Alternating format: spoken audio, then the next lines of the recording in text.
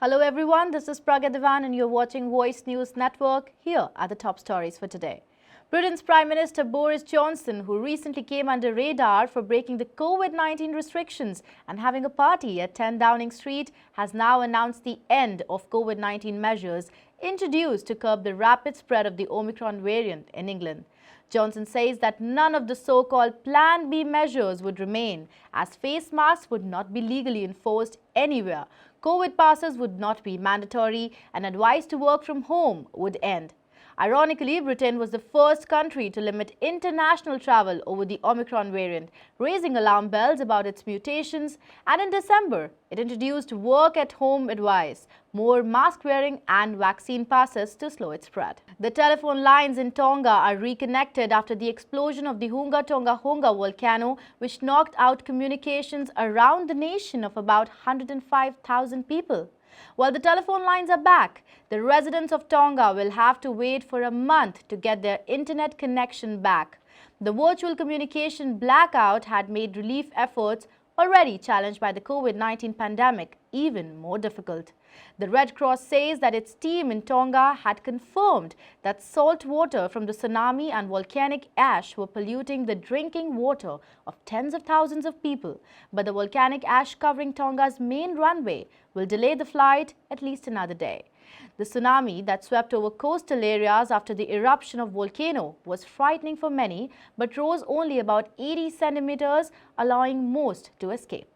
Former U.S. President Donald Trump has landed in soup again. The New York Attorney General's office has told a court that its investigators had uncovered evidence about Donald Trump's company that used fraudulent or misleading asset valuation to get loans and tax benefits. The authorities are still debating on whether to bring a civil lawsuit in connection with the allegations, but the investigators will be questioning Trump and his two eldest children as a part of the probe. Trump's legal team has sought to block the subpoenas, calling them an unprecedented and unconstitutional maneuver. Microsoft will soon have access to popular games like Call of Duty and Candy Crush, as the company is all set to buy the gaming company behind these games, Activision Blizzard, for a whopping $68.7 billion.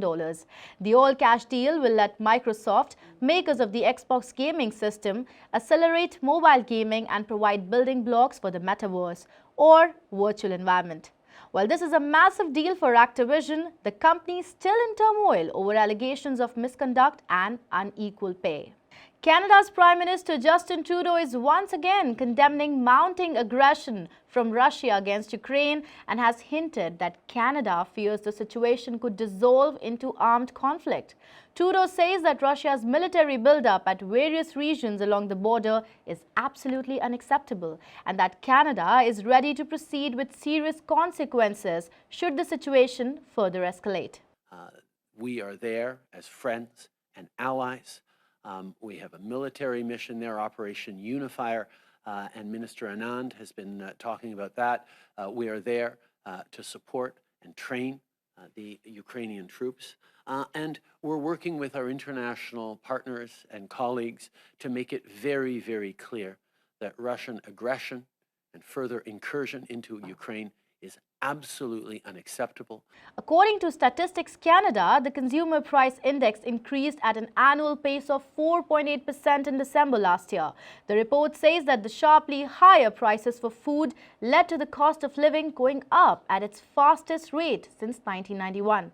The grocery prices went up by 5.7%, which is the biggest annual gain since 2011. Unfavorable weather conditions and supply chain disruption are two factors considered by StatsCan that led to the price hike. The price of apples have increased by 6.7% in the past year and oranges by almost as much as 6.6%.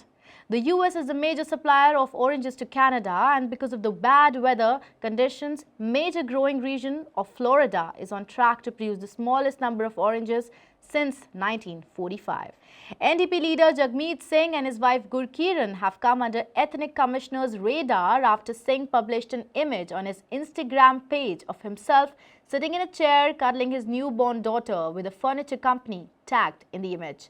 This was the same rocking chair worth $1,800 that was gifted to Jagmeet's wife Gurkiran in exchange for posting about the item on her Instagram account.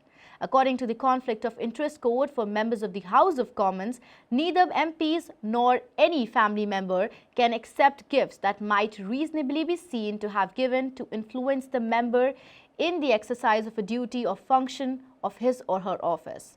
The NDP says that he is working with the Ethics Commissioner and intends to file a formal disclosure.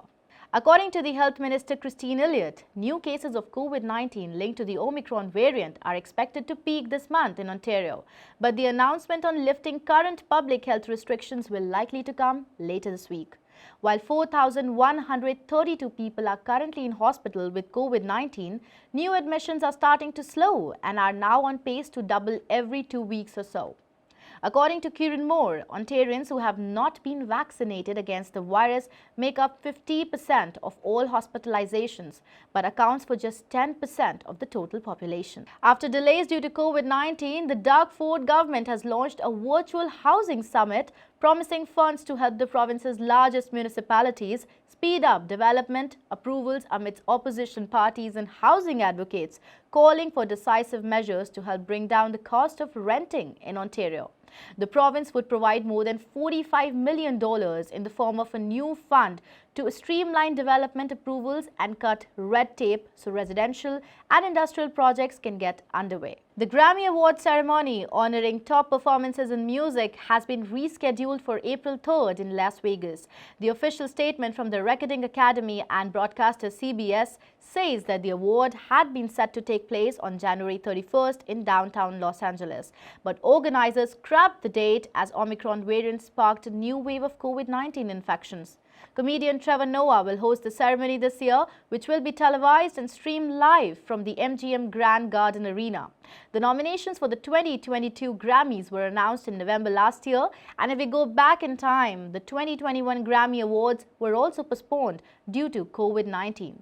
The ceremony was staged in March instead of January and included a mix of pre-recorded and live segments in front of a small, physically distanced audience. French actor Gaspard Ulliel, known for film and television roles as well as the face of Chanel perfume ads, died Wednesday after an unfortunate skiing accident in the Alps.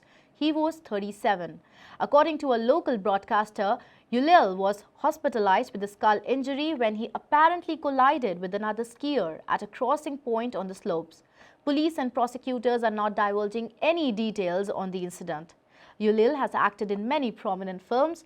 He portrayed the young Hannibal Lecter in 2007's Hannibal Rising and fashion mogul Yves Saint Laurent in 2014 biopic Saint Laurent. He also starred in Xavier Dolan's film It's Only the End of the World, which was chosen as Canada's submission for the Best Foreign Language Film category at the 89th Academy Awards in 2017. And these were the top stories for today. Thanks for watching.